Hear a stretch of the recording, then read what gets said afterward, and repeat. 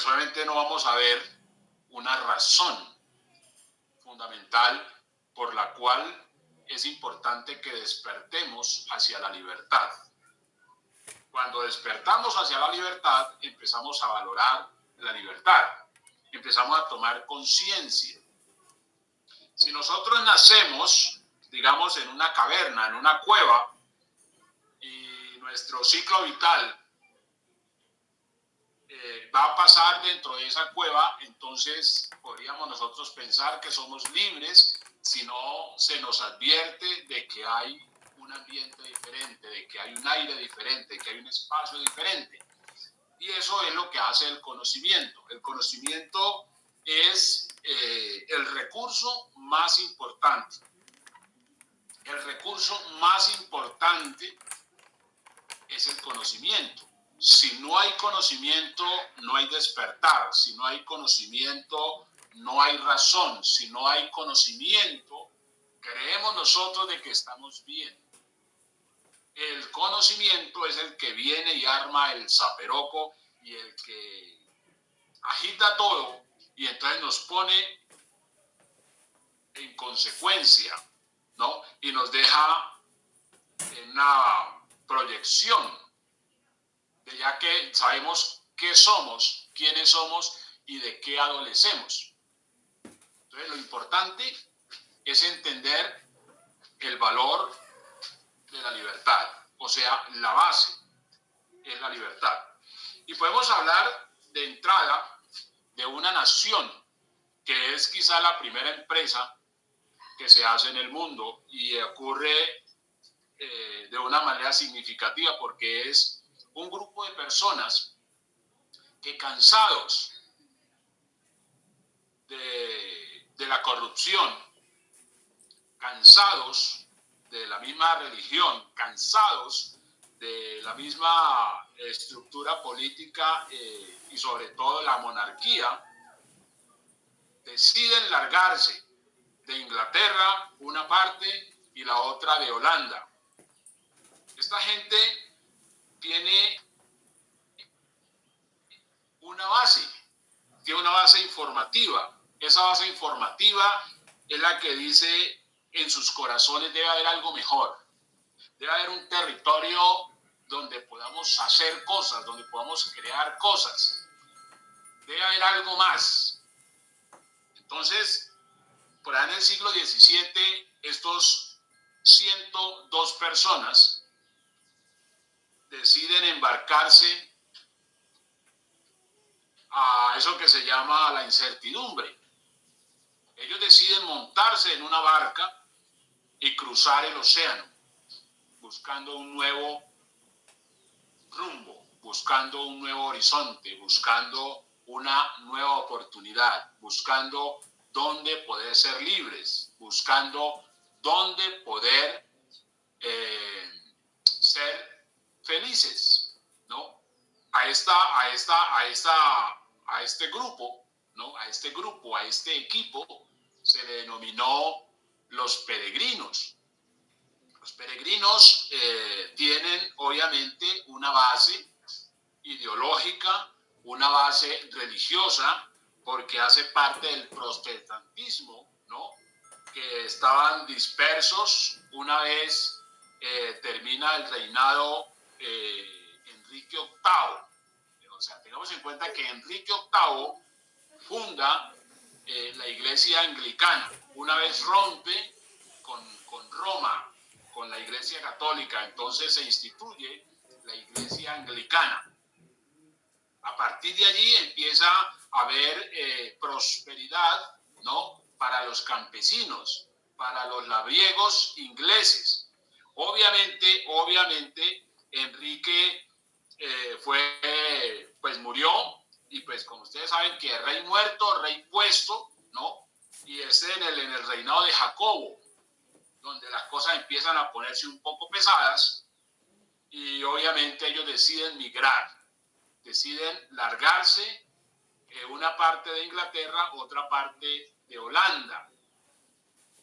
Y entonces viajan en barco, el barco Mayflower, hacia tierras americanas, hacia el norte de América, ahí donde había para ese entonces un poco de pasto y mucho pantano y obviamente muchas cosas que pues para ellos eran exóticas, porque es ahí cuando los europeos ven por primera vez el maíz, ¿no? Que se constituye el maíz. El maíz por ese entonces era como una especie de ganoderma, ¿no? Era lo que era, o sea, toda la base alimenticia giraba en torno al maíz. El maíz es obviamente de América. Todos ustedes fueron criados con maíz, ¿no? Con sopa de maíz, con colada de maíz, y todo pues con mazorca, como siempre. De manera que estos señores que llegan a América, llegan con una visión, y es la visión de libertad. Entonces, ellos obviamente se encuentran que hay unos nativos, lo que ustedes denominan indios, ¿no? Los indios, y los primeros indios les ayudaron a los colonos, les ayudaron a sembrar precisamente el maíz, les ayudaron, les enseñaron a pescar, les enseñaron, por primera vez les mostraron el pavo de América, es más grande que el pavo que hay en Europa, ¿no? Digamos que lo que hay en Europa son una especie de gallinetas, ¿no? El pavo que nosotros, pues yo crecí llamándole bimbo, ¿no? El bimbo. En México le dicen el guajalote, ¿no? El guajalote. Y obviamente el pavo pues era silvestre, el pavo era silvestre y obviamente ese es como el ambiente de estos señores que llegan entre hombres y mujeres, niños y niñas que llegan a América y empiezan una nueva aventura, porque son estos señores, los denominados colonos, son estos señores los que se ejercen la tarea de hacer una nación como la que hoy conocemos, ¿no? Una nación del primer mundo. Y claro, Estados Unidos es una empresa que crece, ha crecido mucho y ejerce un liderazgo bastante importante. ¿Por qué es importante esta parte, digamos, de la historia? Porque nosotros, de este lado de América, hemos crecido escuchando una figura despectiva de América. Digamos que nosotros, de este lado de América, de pronto hemos crecido con una influencia católica, y entonces cuando uno empieza ya a mirar los libros, empieza uno a hacer comparaciones y empieza uno a caer en cuenta de que hay cosas que no coinciden, ¿no? Que no coinciden. Entonces decimos, ¿cómo se armó Estados Unidos? ¿Cómo se armó el resto de América? Entonces uno dice, ¿cuáles son los valores de América del Norte y cuáles son los valores de América, del resto de América?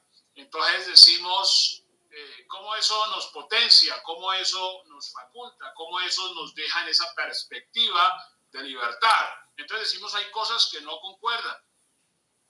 Hay cosas que no concuerdan. Entonces, cuando no concuerda, entonces tenemos que echarle mano a la raíz y entonces decimos, vamos a investigar un poco, vamos a observar un poco por qué este país es diferente a los demás. ¿Dónde está su origen? ¿Dónde están sus raíces? ¿Cuáles son sus bases? Y entonces entendemos las razones, ¿no? Las razones que los fundadores tenían como baluarte la libertad. Los fundadores tenían como baluarte alcanzar la felicidad, ¿no? De ahí que se dice hoy que Estados Unidos es como el gran país del famoso sueño americano, ¿no? Claro, el sueño americano se le atribuye a los Estados Unidos, porque el resto de América no se siente americano, más bien en algún momento de la historia, a pesar de que se constituye América Latina se constituye primero que los Estados Unidos de Norteamérica. Tengamos en cuenta que la incursión que se hace del año 1492 es obviamente al mando de un tal Cristóbalo Columbus, ¿no? El cual hace la gran gesta y obviamente se hace lo que es la colonización y entonces se hace la primera bandera que viene partiendo, digamos, de Roma, viene partiendo de España, ¿no? A cargo de creo que era doña Isabel y don Fernando, ¿no? Donde ellos son los que arman todo este tema. Pero entonces cuando nosotros empezamos a darnos cuenta por qué América Latina actúa distinto, ¿no? Entonces decimos las bases, hay que mirar las bases, porque nosotros en la gran mayoría de ocasiones que intentamos montar un negocio carecemos de las bases. O sea, no hay bases, hay puro impulso, hay puro impulso. Vemos nosotros que alguien monta un negocio y esa persona empieza a irle bien vendiendo chorizos, entonces nosotros decimos, listo, yo también esta tarde monto chorizos y le hacemos competencia a esa persona que le está yendo bien vendiendo chorizos. Y ocurre que cuando nosotros montamos el negocio de chorizos, no nos compran los chorizos.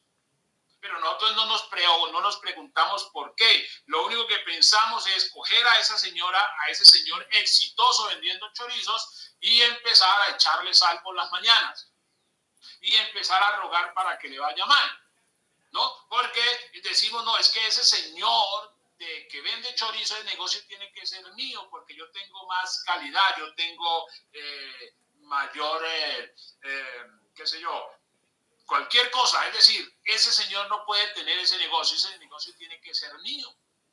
Pero ¿por qué pasa eso? Porque nosotros carecemos de bases, ¿no? Carecemos de información relevante. Hay asignaturas que se denomina, por ejemplo, administración de empresas. Se suponía que la administración de empresas debía de facultar a un individuo para que fuera próspero en un negocio, pero no es así, porque esa información carece de bases, carece de solidez. Entonces decimos, ¿dónde está el asunto? Y el asunto siempre va a estar en la raíz. Y tengamos en cuenta ahora que exponía ahí el ingeniero Mauricio y hablaba de las bases y de los sostenes y todas esas cosas, tengamos en cuenta que cuando nosotros construimos algo o intentamos construir algo, la parte de la base es lo más importante, porque si construimos sobre una base corrupta, es decir, sobre una base deficiente, sobre una base puede ser una verdad o a su vez puede ser una mentira. Una mentira que se cree como verdad puede ser la base de nuestro gran sueño. Y ocurre que si esa base, que es una mentira, pues es una mentira, pues obviamente vamos a remar, pero de manera insatisfactoria, porque no vamos a avanzar como queremos, porque carecemos de bases sólidas. Entonces, si nosotros colocamos en contexto el resto de América, ¿por qué el resto de América es tan lenta? ¿Por qué el resto de América es tan dependiente? Entonces decimos, claro, porque el fundamento no fue basado en lo más importante que es la libertad. Entonces, cuando se encuentra toda esa zona de alligator en los Estados Unidos, mucha gente dice, no, pero es que los Estados Unidos son los grandes Estados Unidos. Pero en principio eso no fue así, eso era monte. Era monte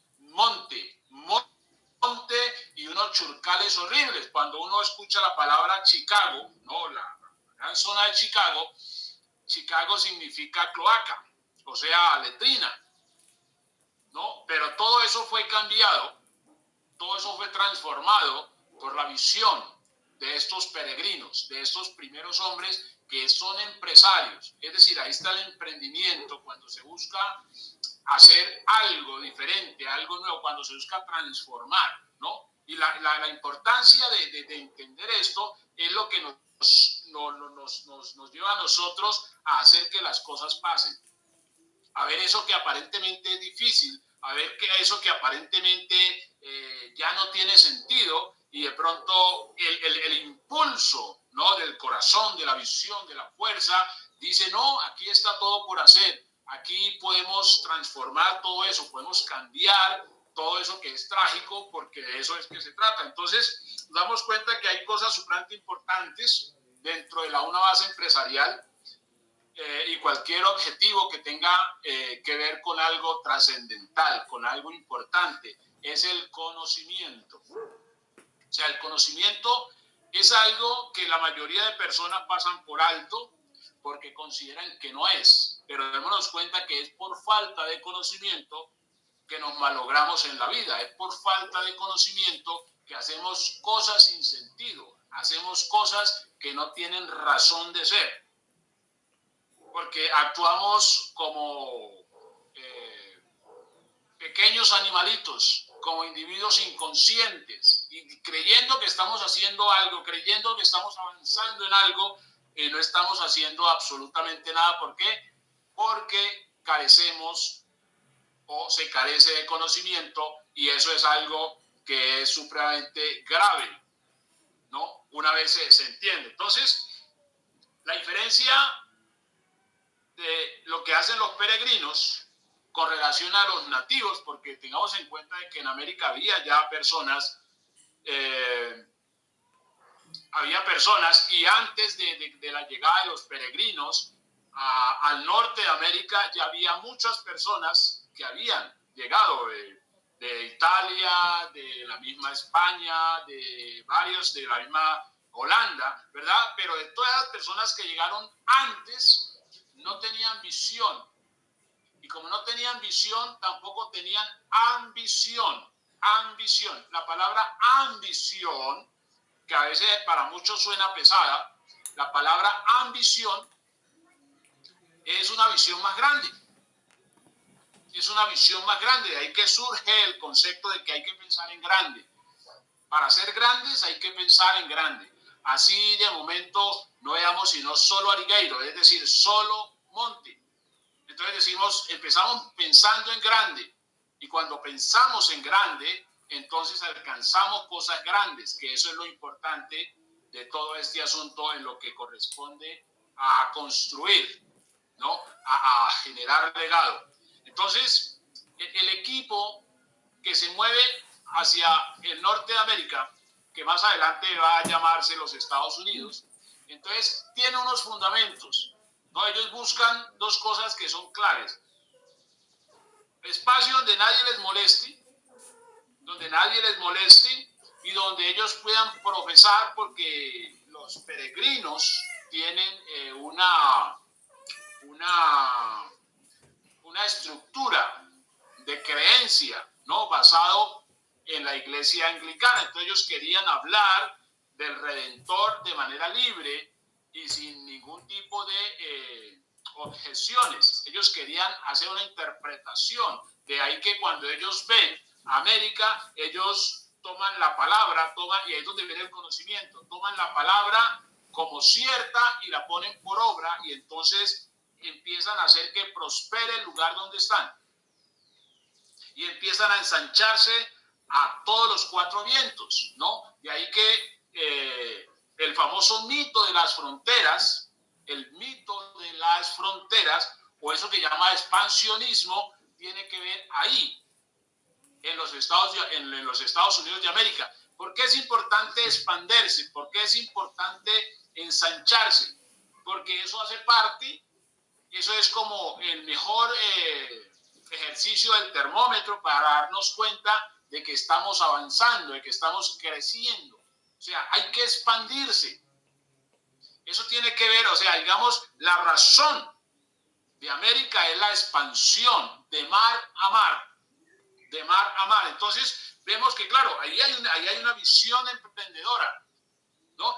Ahí hay una visión, digamos, de eso, de resultados. Ahí hay una función de productividad. Ahí hay una función de fructificación, que es lo importante. Entonces uno dice, claro, ahí hay unos principios. Entonces decimos, claro, si ellos vienen con una ideología, con unas creencias, entonces ellos dicen, vamos a poner a prueba lo que hemos aprendido. Ahí es donde viene el conocimiento. Vamos a poner a prueba lo que hemos aprendido. Tomemos toda esta región de monte y pantanos y transformémosla. Entonces se crea Indianápolis, ¿no? Y se crean Los Ángeles, y se crea Nueva York, y se crean muchas ciudades, ¿no? Que superan a las europeas.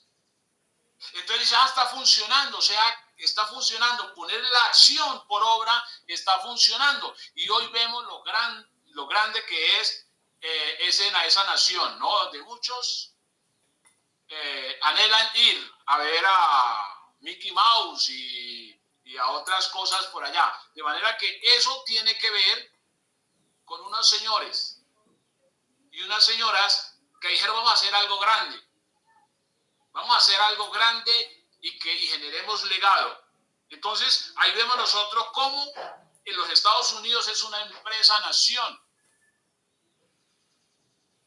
Y se va creando esa genética del emprendimiento, ¿no? Y cuando nosotros vemos ya hoy, muchos años después, entonces vemos que los grandes inventores son de los Estados Unidos, que las grandes empresas son de los Estados Unidos, ¿no? Entonces, a pesar de todo eso, nosotros vemos nuestras escuelas, que eso es lo triste y es el gran crimen, el cual yo siempre recalco, que nuestras escuelas le infunden a los niños, ¿no? Lo contrario. Por eso, obviamente, no se copia los Estados Unidos porque escuchamos desde los profesores decir el imperialismo yanqui. El problema es el imperialismo. Entonces, cuando uno niño escucha ese tipo de información, pues uno va creciendo como con esa rabia, va creciendo como con ese resentimiento, va creciendo uno como con esa falencia de muchas cosas y uno termina en cierta manera, podríamos decir, odiando, cosa que es un crimen. Por eso estamos hablando de bases, o sea, las bases del pensamiento colectivo latinoamericano es una base de rencor, una base de injusticia, podríamos decir, es una base que se ha creado en el resentimiento y es cuando entendemos por qué toda esta Latinoamérica es renuente al emprendimiento, porque como que se quedó incrustado en las vísceras latinoamericanas esa aversión al emprendimiento, esa aversión a la superación. De ahí que aún así las personas van a la universidad, siguen siendo las mismas porque es algo que está incrustado dentro de su misma genética. Entonces, mientras no se vea virtud en algo, no se puede emular. Mientras no se vea virtud en algo, no se puede emular. Cada que vemos a alguien que trata como de despuntar, que trata como de aflorar, no vemos virtud, sino que vemos rivalidad. O sea, antes de sentirnos alegres, nos sentimos tristes, nos da un corrientazo en el estómago. Y eso está muy mal, ¿por qué? Porque no nos permite ver, no nos permite observar, no nos permite avanzar, ¿no? Entonces se crea una cultura, la famosa cultura de la envidia y el resentimiento, que no deja avanzar a quien lo padece. Entonces, cuando no se emula lo bueno, hay que emular algo. Hay que emular algo. Entonces se emula lo que no es productivo. Y empieza, en cierta manera, empieza a hacerse hincapié en lo que es la frustración, en lo que es la bajeza. Y empezamos a identificarnos con eso. O sea, nos simpatiza siempre el que no nos puede superar. Es buena gente aquel que no nos puede superar. Aquello que no es una amenaza es simpático, es bien visto. Y eso es un error. Eso es un error porque se trata de avanzar. y todos podemos avanzar, pero tenemos que revisar obviamente nuestra base ideológica, desde luego, nuestra base inclusive genética, nuestras creencias, ¿no? Y todos esos archivos, porque lastimosamente a América Latina le han sido impostados una serie de archivos de pobreza. Y eso se ve, ¿por qué? Porque en la calle, en el común, la gente se siente bien con la pobreza.